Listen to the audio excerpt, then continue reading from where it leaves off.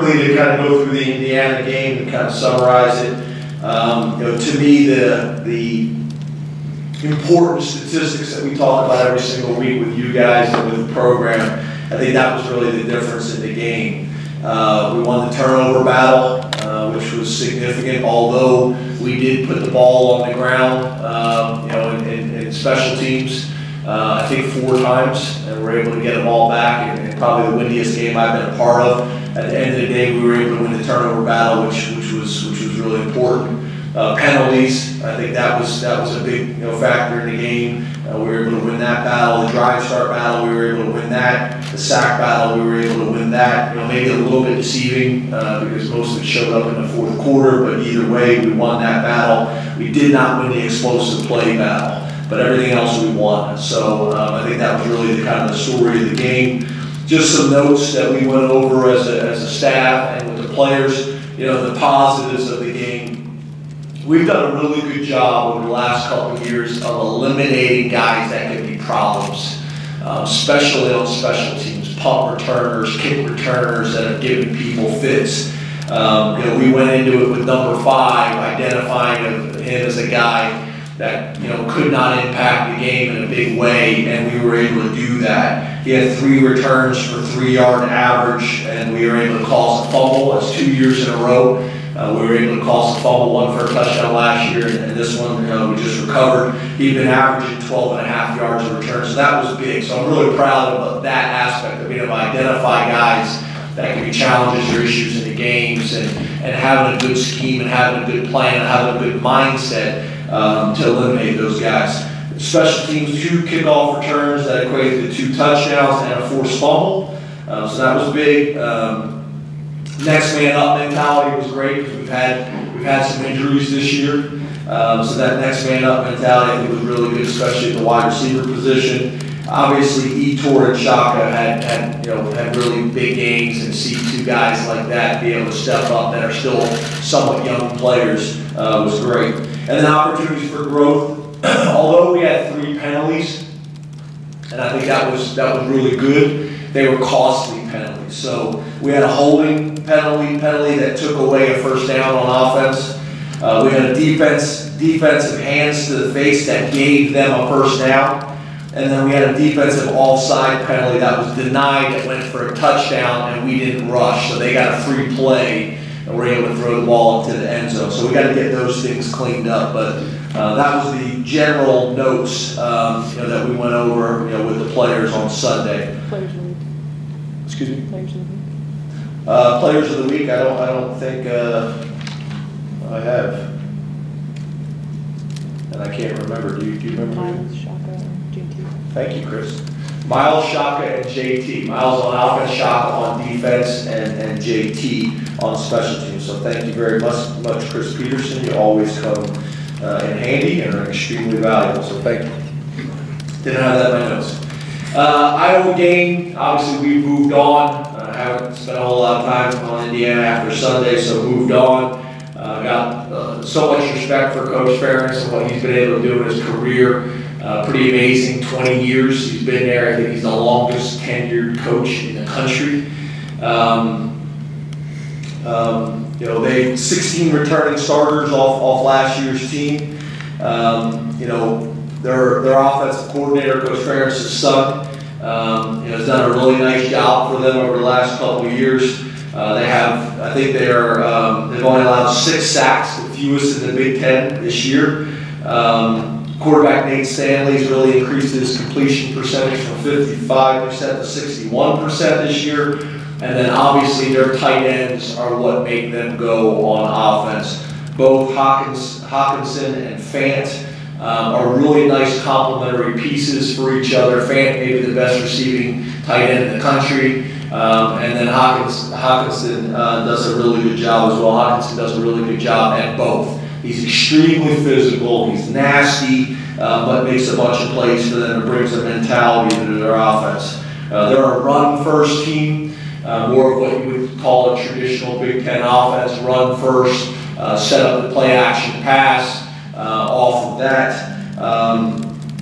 There are multiple personnel, 12, 21, 22, and 11. I think one of the things that's probably more challenging this year than years past is when those two tight ends are on the field, they can line up in a two-back set, they can line up in a two tight end set, they can line up in a 3 wide receiver set, and this year they can line up in what we would term a spread set, like a 4 wide receiver set, but they're doing it out of 12 personnel. So, you know, obviously as defensive coordinators, you like to be able to put people in categories. Out of 11 personnel, they do this. Out of 12 personnel, they do this. Out of 21 personnel, they do this. And that is challenging to do, obviously, based on their guys.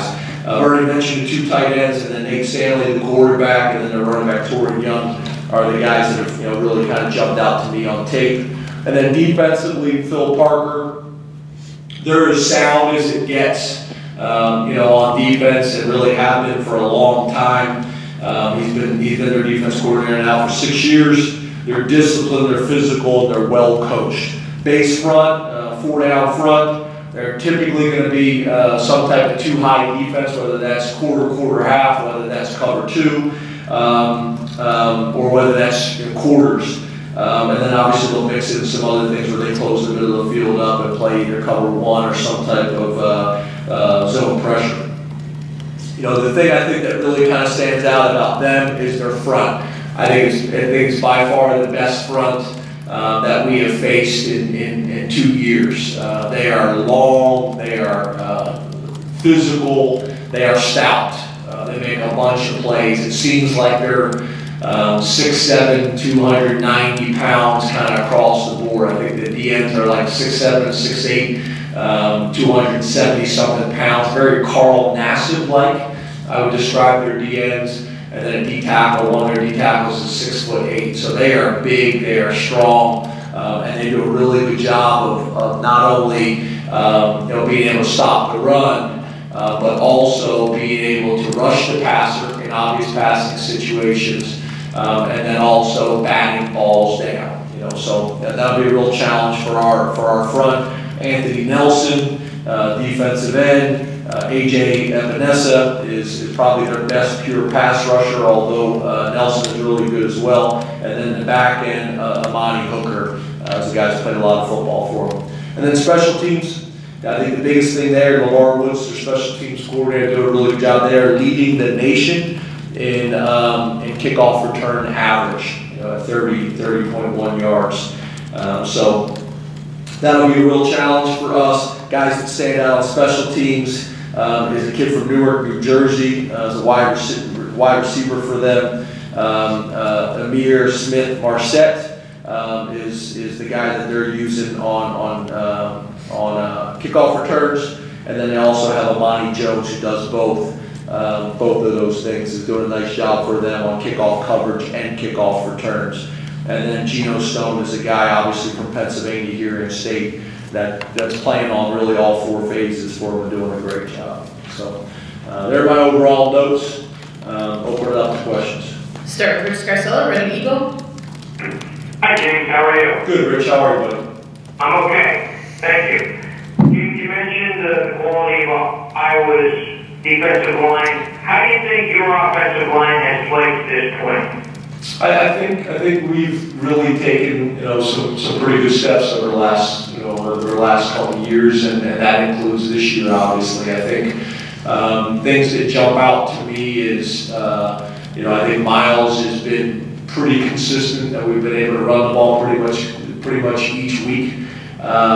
We got much less tackles for loss. I've mentioned you guys before. I think that's a combination of our O-line and tight ends. And I also think that Ricky Ronnie's doing a good job. You know, we've had some problems in the past where they brought in edge pressure, whether it's a Sam or Will pressure, and we've already gotten into our play call, and you know, we've been in a situation where Saquon was getting the ball and there was someone right in his face. There's less of that. So I think that's a combination of some of the scheme things we're doing, and I think our O-line and tight ends have been better. I think in pass protection, I think we've been solid. I think we can be better. I think sometimes you have to be careful because the stats sometimes can be deceiving because Trace is able to avoid some things. But I think we've been good. I think we can be better there. You with the offensive line development from a pass pro, but from a mentality, they've been excellent. From a team first mentality, they've been really, really good. From a big picture conceptual perspective, I think they've been really good. I think the rotation that we used last week with Chaz and with Fries have been really good. I think sometimes, my approach to injuries, I think, is the right thing to do for our organization. But I think sometimes guys may be nicked up, and the media does not know that. And I think that affects some things sometimes. So I think, us being able to get Chaz Wright some reps in there, I think elevated Will Fries' play, and Chaz has earned that.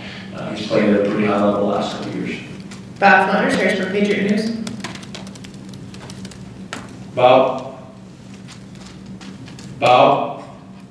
Mr. Flounders?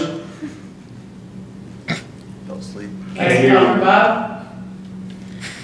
Derek LeVar, Spokesman Times leader. Hi, James, how are you? Derek? Hi, I'm Derek. here. Hey, Derek. Can you hear me? Yes, sir. James, the opponent's been rushing for 165 yards per game versus defense so far. What has made it more challenging to stop the run of the season that you've seen? Did you say rushing, is that what you said? Yeah, rushing for 165. Yeah, I think, to be honest with you guys, we talked about that before the season. We knew we had question marks at defensive tackle, and we had question marks at linebacker. And I think we've made some progress there, but I think we've also had some injuries that have magnified some of those questions that we've had at those positions. So I see elements that are promising, that make you feel good. We show flashes of being really good at times. But then I also think there's time for guys to try to make plays and get out of their gap, and it costs us. So coming into the season, we knew those were some of our challenges. Talked about them fairly extensively coming into the season, and I think in some ways we've solved some of those challenges, but in some ways those challenges still exist. So we got to take another step this week. Obviously, we're facing a team that's their identity, that's who they want to be offensively, and it's going to be a heck of a challenge for us. Mark Wogan, Michelletown Morning Call. Hi, James, how are you? Hey, Mark. Good. How are you? Good, thanks. How do you know a young wide receiver is ready to play a larger role? I think specifically John Johnson got the game last week, but that can apply to any of your freshmen. Yeah, I think it's probably no different than anything else. It's balancing what they're able to do in the pass game, in terms of route running, in terms of assignments, in terms of recognizing defenses, and also in terms of the run game and being able to hold up physically with our perimeter running game, which is a big part of what we do. So it's a combination of all those things that you're trying to factor in, and then you're also looking based on practice and game evaluations. Do they give us the best chance to win? So that's constant weekly discussion and how we're going to approach those things. And I think we go into it each Sunday saying, okay, let's see how this week goes to make those decisions. So I talked to all three of those guys on Sunday night after practice that this is going to be a big week for them, especially with losing some guys last week. That those guys need to prepare as if they're going to be starters this week, and then come Thursday or Friday, we'll make decisions. Frank Bonan, York Daily Record. Hey, James, good afternoon to you. Hey, Frank, you too. Your defensive end, you mentioned Etor and Shaka. Can you describe a little bit about where their development is right now? Because Shaka made people that notice a whole lot before Saturday, and all of a sudden a huge fourth quarter. Is he getting ready to have more of an impact on a regular basis, get more snaps? Where is he at? Yeah, I think that, I guess where, like I mentioned earlier, is you look at Etor. Etor was able to get one of those sacks early in the game, and then one a little bit later, and then Shaka got it in the fourth quarter, and both were obviously impactful and are important. You know, a defensive line, you know, obviously when you're in a situation where it's an obvious passing down, the team has to throw, the defensive line is at an advantage, and Shaka is talented enough to take advantage of that situation. But I do think there's a difference between, you know, getting a sack in a normal situation of a game and being able to get a sack in an obvious passing situation of the game. So most importantly, Shaka was able to take advantage of that and do a really good job. Etor was able to kind of spread it out kind of throughout the game with 10 tackles as well, so they both played extremely well. But Shaka has shown us flashes of really good things for a while. I think sometimes, you know, he's not the biggest guy, so I think sometimes we don't give him enough credit for what he's able to do in the run game. But I think that's the next step is you know, to get more tackles on normal downs, get more tackles for loss on normal downs, get production when it comes to sacks early in game, and then be able to do it when it matters most, which is what Shaka was able to do at the end of the game in a critical situation. So I think it's a combination of all those things. But most importantly, those two guys played well. I think there's going to be confidence that comes from that. And we can grow and we can build on it. So that'll be the plan. I think the other thing is making sure that we practice at that type of level with our entire defense and with our entire offense all week long. Joe Giuliano, Philadelphia Inquirer. Hello, Dan. Hey, Joe. Trace has averaged 18 carries a game in the last 4 games. Is that a function of opposing defenses keying more on Miles?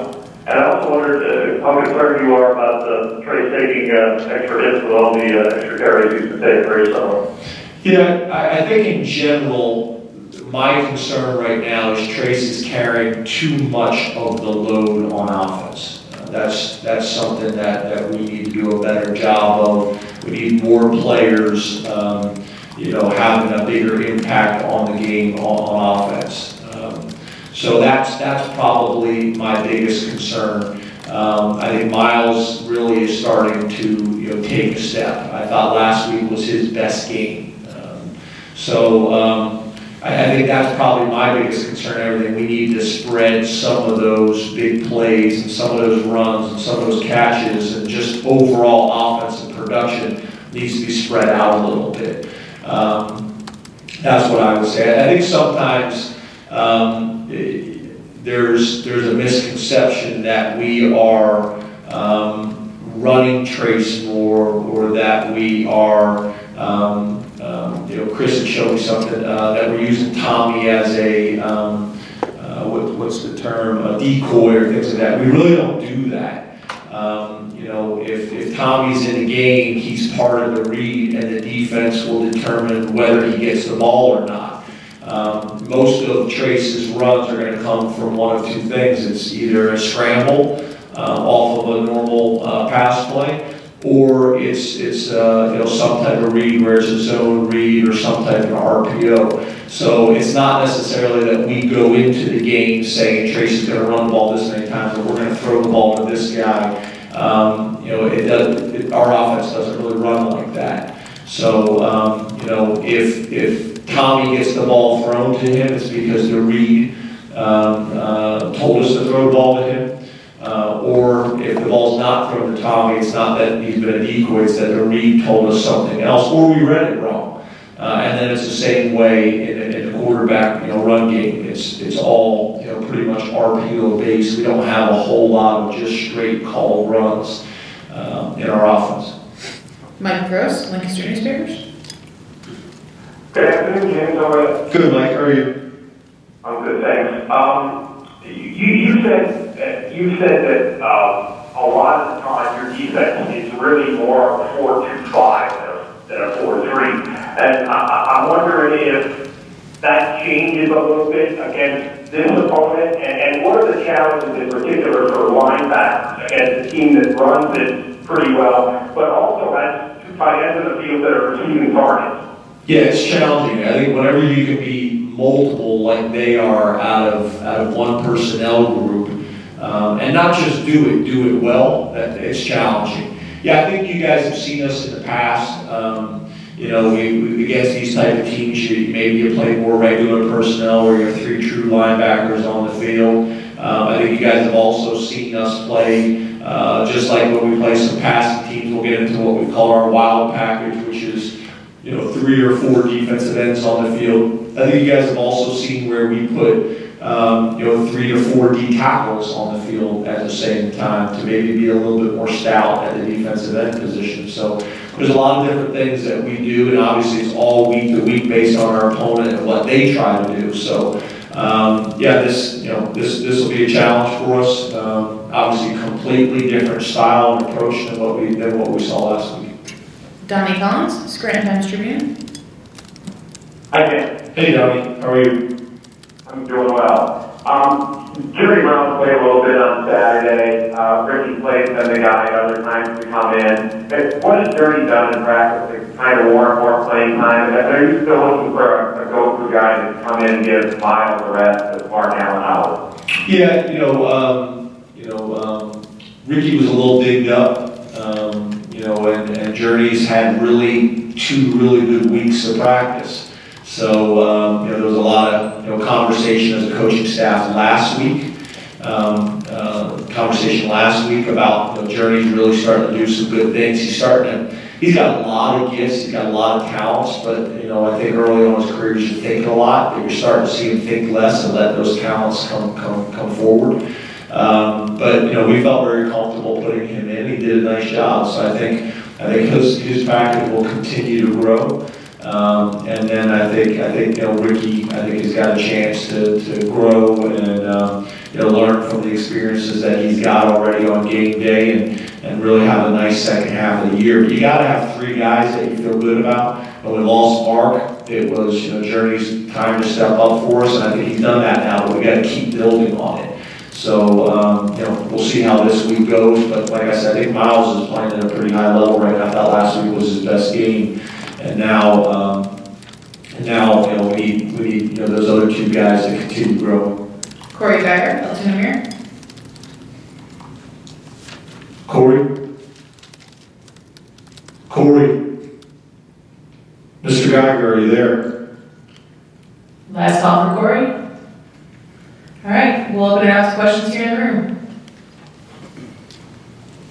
How are you today, James? Good, Mark. I'm doing great. Did you ever wear pants, ever? You're not the first coach who has asked me that in that position, believe it or not.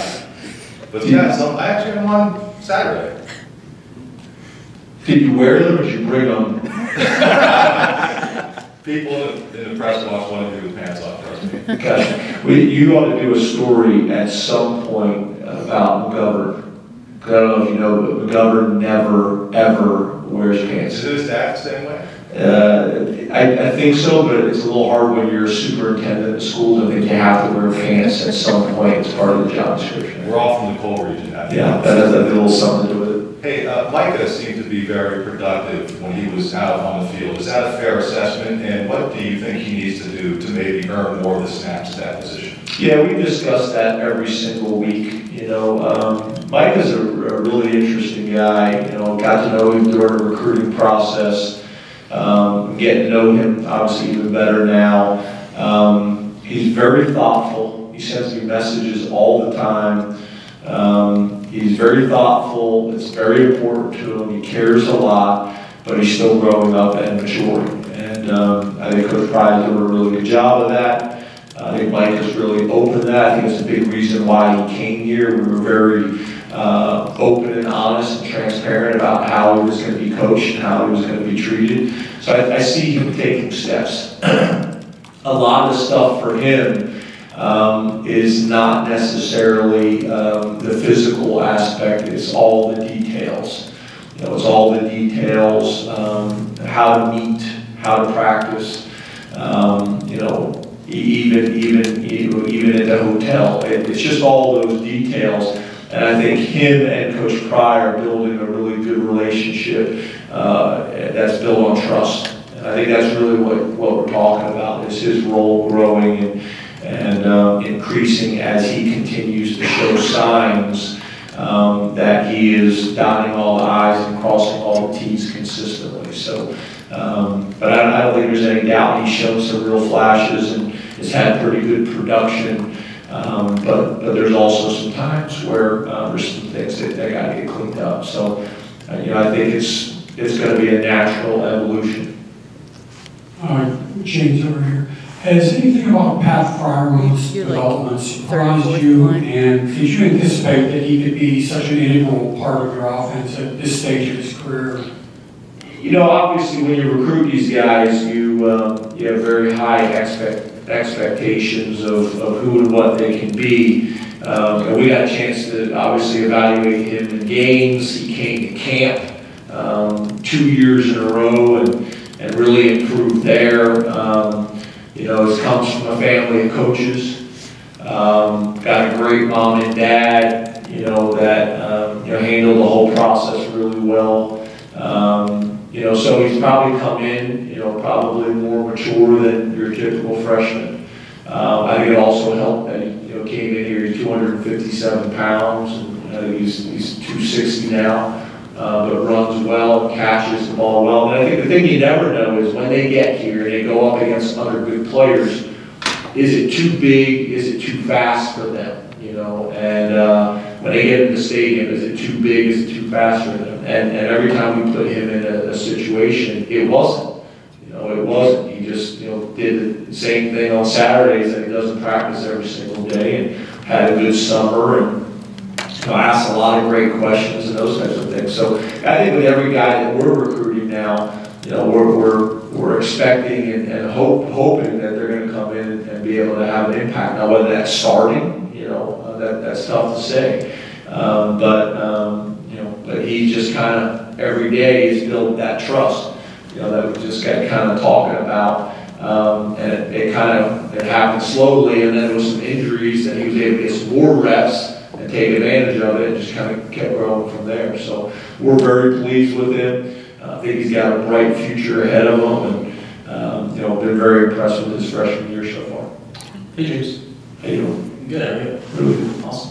You mentioned those freshman wideouts that have a big week this week. We didn't see Juwan in the second half out at Indiana. Do you expect him to play on Saturday? Yeah, we're hopeful that we're going to have him back. You know, we're hoping to get him back in the game on Saturday, and weren't able to do that. You know, me and Juwan have been going back and forth for the last 48 hours because I talked to obviously the trainers and get their feelings on it, but then I think it's also interesting just to kind of hear what the players say themselves, what their temperament is about it. So he's pretty confident that he's going to be back, and so is Andy, but you know, it's early in the week, so we'll see. Yep, Mike. Hey, this question is about the implications of a defense staying on the field, because the discrepancy is kind of stunning. The last 2 weeks, you guys have been on for 189, and Iowa's been on for 104. There's like a whole game there. And who's been on for? Iowa's defense has been on for 104 plays the last 2 games total, which you guys were 100 for the last game. What are the implications for practice, for strategy, for substitutions?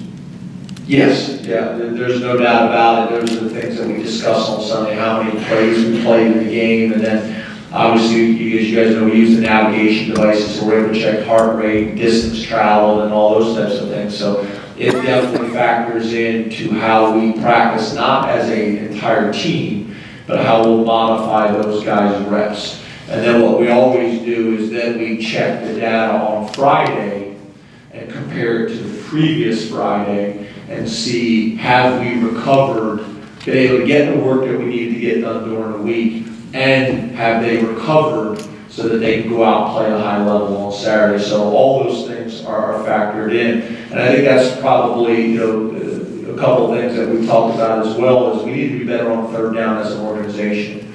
Our offense needs to be better on third down, which will create more opportunities for our offense to stay on the field and scoring opportunities. But obviously the other impact of that, it keeps our defense off the field.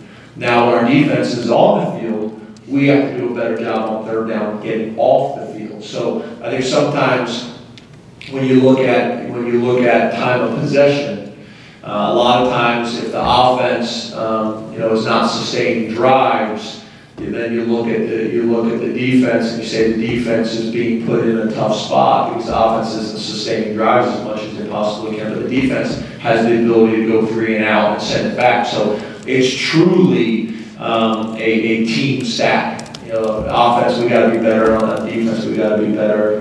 You know, that's something that I think is going to be important in this game. You know, turnover ratio, like always, because that factors in very similar to you know, staying on the field on 3rd down or getting off the field on 3rd down. So we spent a lot of time talking about that on Saturday because obviously I think you're exactly right. I think we played 106 plays on defense, which is way too many.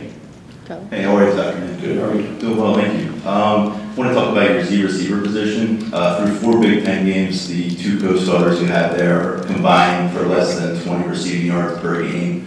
Last Thursday, Ricky Ryan told us it wasn't a personnel issue, that it was how you were handling defensive strategy across the other side. Given another game to assess that position, do you think that is the case, and how do you handle that moving forward? Because I have to imagine 17 yards per game combined between those 2 players probably isn't what you're looking for. Yeah, we need more production. I think if you look at some of that is drops, but I think if you also look at our offense over in the past, in terms of what positions and the guys that are playing each position, who produces the most catches and the most yards in our offense. I think the Z's always a little bit behind those other positions. But yeah, I think you look on Saturday. I think at that position we had 1 drop explosive play and we had 1 drop touchdown.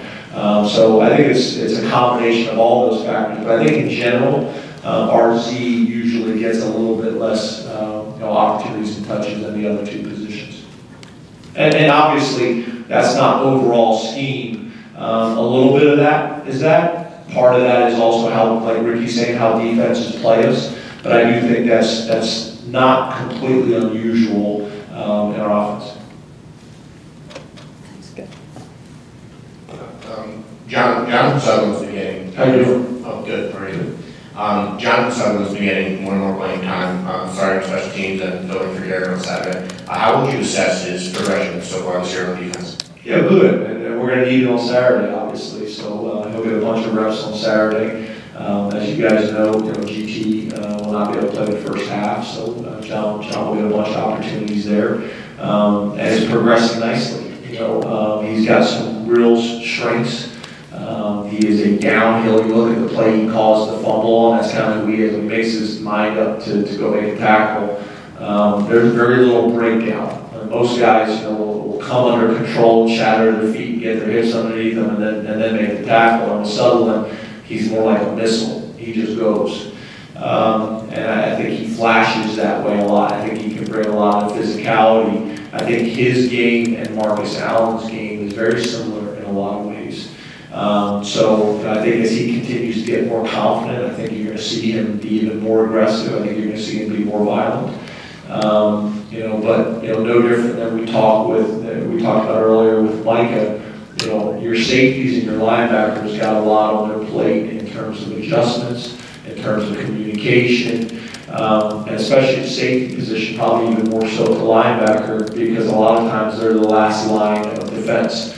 And if you're wrong on the back end, it's going to be a long day for you. So I know Tim Banks is really excited about him and his development. They're working closely together.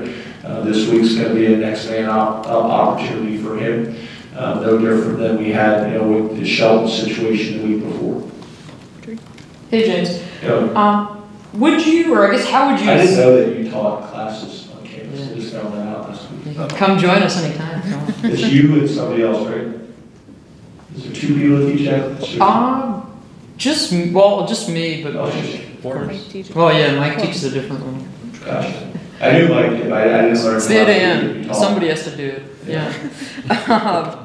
Wondering, you mentioned Trey's carrying too much of the offense. How do you have you sensed that he's maybe getting worn on at all? Not just physically, but mentally, just with everything that's being asked of him, plus kind of so many changes around him compared to where this team is? No, I think as you guys know with Trace, he's really steady Eddie. He never really gets too high, never really gets too low. The only time you really ever see that is after a touchdown when he does his celebratory grand slam, home run, whatever you want to call it, but he handles things really well. He communicates really well. I know, he came in and had a good conversation with Coach Ronnie about something that he wanted to make a suggestion on offense about tweaking something that we do in terms of practice, what periods we jog through, what periods we go full speed to try to help us in timing and things like that. But Trace is a guy that's always part of the solution. He's never, about the problems. I think, I think we all realize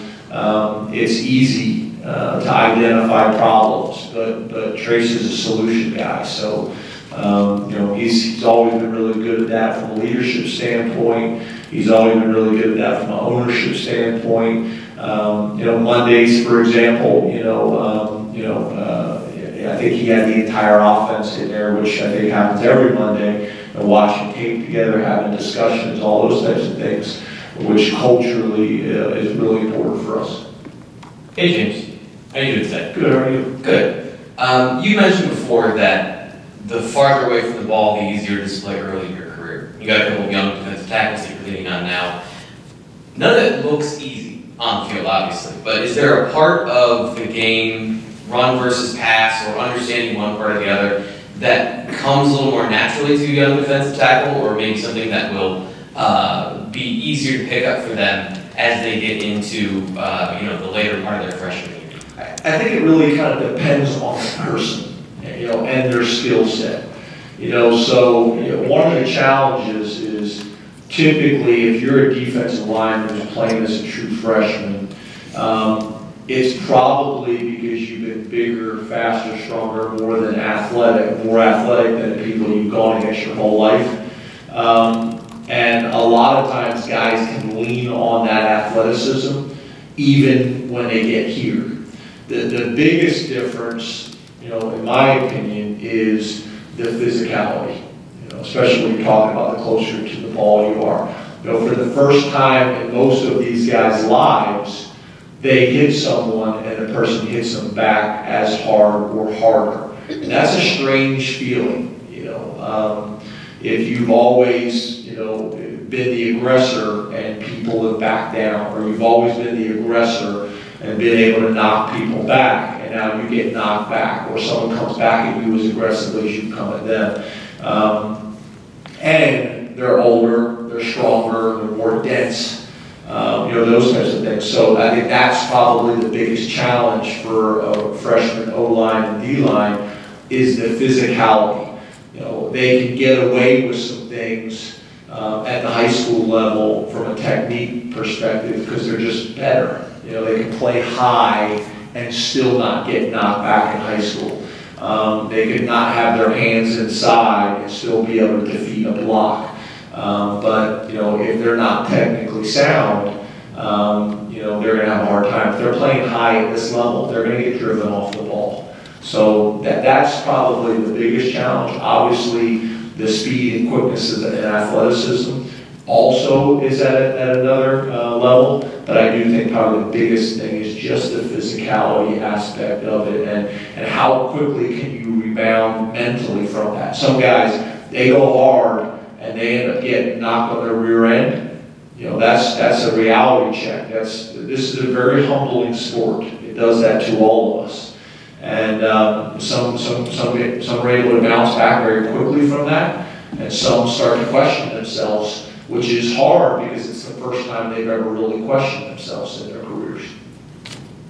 James, you guys put Jan Johnson on scholarship at some point recently here. I guess when did that happen, and what does it mean for you to be able to do that with him, given kind of his whole path here? Yeah, first of all, I think the expression that I prefer to use with these guys is he earned it. We didn't give him anything. I mean, Jan has earned it. I mean, I've been planning on doing it for a while. It's kind of like, you decide to get engaged and you're just looking for the right moment to do it. And I've been, thinking about doing that with Jan for a while, but it's like, what is the right time? And I was thinking about doing it in the locker room after the Indiana game. That would be really cool to do that. And I was talking to the team on Thursday. I thought it was Wednesday. was talking to the team on Thursday, and I was just kind of talking about Jan, and I was talking to the team about everybody in this room is sitting there, and every person in the room's role is critical and important to what we're trying to do, and on top of that, that their circumstances could change like that. You know, so I mean, Jan's story is pretty incredible. I mean, you think about this, he walks on to Penn State. He walks on. In his first year, the wrestling coach, this guy by the name of Cale Sanders, you guys probably know who he is, and Cale came over and said, hey, coach, you know, we lost our heavyweight wrestler, and, you know, we'd love to see if maybe one of your guys can help us. You know, Jan wrestled in high school, so as a true freshman, he goes over and wrestles. He's 220 pounds, and he wrestles 285, the heavyweight, and allows them, you know, I'm not an expert on wrestling, but I know if you don't have anybody wrestle, you lose a certain amount of points. If you have someone wrestle, you lose a certain amount of points. And if you get pinned, you lose a certain amount of points. If you win, you get a certain amount of points. So in a lot of ways, he helped them that year win a national championship. So does that. Then comes back and rejoins the team. And then ends up, if I'm remembering correctly, the next year, we have a bunch of injuries, plays in the Michigan game, tears his ACL.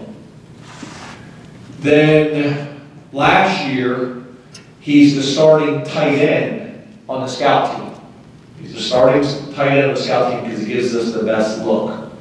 And I'm telling everybody, I said, think about it. I said, Jan, where are you right now? I said, starting my linebacker. I said, where were you last year? He goes, I was starting tight end on the scout team. So it's just a really good example of, you know, Jan has always put the team first. Always. Always. He's always put the university first. Put the athletic department first. You know, the rest of the team needed him. He went over there and did what he had to do to help that organization. You ask a guy who's trying to earn a job at linebacker to go play scout team tight end, not once did he question it. Not did he ever hang his head. Not did he let his shoulders hang. Whatever Coach Pryor or myself asked him to do, he did it to the best of his ability. On top of that, I didn't mention, he graduated last year. He's working on a master's degree right now. So I'm telling this story in front of the team, and as you guys know, I get emotional, and I'm just like, I don't know why I'm waiting until Saturday. Jan, you're on full scholarship, and the whole place goes crazy, and you know, typically Mike Hazel and Jevin want to have a camera in for this, but I didn't know I was going to do it. And I just think it was the right thing to do. I'm talking about Jan, and I'm like, what are we waiting for right now? I mean, you know, there's no better time than the moment. And telling that story, you know, I think we can all learn from Jan. I think we can all learn from Jan and people that are members of teams, people that are members of organizations. You know, when you daily and time after time and moment after moment, you put the organization's objectives ahead of your own, and you put the people around you objectives and goals ahead of your own, that's a recipe for success in life. And Jan's that guy, you know, so really cool. Then we tried to call, I know I'm talking too long about this, but, you know, then right after the meeting, we tried to call his dad. His dad refused to answer the phone. We called his mom. His mom refused to answer the phone. So we didn't even get Jan because they had another child that had sporting events. We didn't get their parents until late that night. And Jan's dad was like, yeah, I kept, you know, getting this call from Maryland because I don't answer calls. You know, some of you guys know I got a Maryland number I've had for a long time. So he would answer my call. I'm trying to call you with good news. But it was really cool. And I think Jan's another example. Charlie Schumann, you know, B. Smith. We've had so many examples of guys like this, which is to me what makes college athletics and college football so special. We have time for one more. Do we? I thought if I kept talking long enough. I gotta give some kind of, between the two of you, might it out. I know you talked about how well Miles is playing. Heading into the Big Ten schedule, though, you mentioned the importance of that three-person rotation. through 4 games, the other guys touched the ball twice out of the backfield, Journey once and Ricky once. Is that something you want to kind of get back into, these next 5 games? The weather could turn for the worse in some of these contests. Getting Ricky, Journey involved, or is it just more that there's not a reason to take Miles off the field because of the way he's playing? I think it's a combination of both. I think it's a combination. Miles is playing really well right now, and I think it's also a combination. I told you that Ricky was a little banged up last week, and Journey was starting to kind of take that next step that we felt comfortable putting him in the game. That he could use his ability to play with confidence and those types of things. So I think it's kind of a combination of all of those things. Miles is playing pretty well. It just so happens that you lose Mark Allen, and then it just so happens that Ricky gets dinged up, and then Journey's the next guy up, and JT's another guy that we have a lot of confidence that we can put in. But I think it's not one of those things. It's a combination, and obviously, we're going to need those other 2 guys to continue to take on some of this load. So I think to your point that you're making is a lot like Trace. We don't want Trace having to carry so much of the load of the offense. We also want Miles having to carry so much of the load of the running game. Thank you, Coach. Thanks, guys. Thank you. We'll be joined by Ani O'Rourke shortly.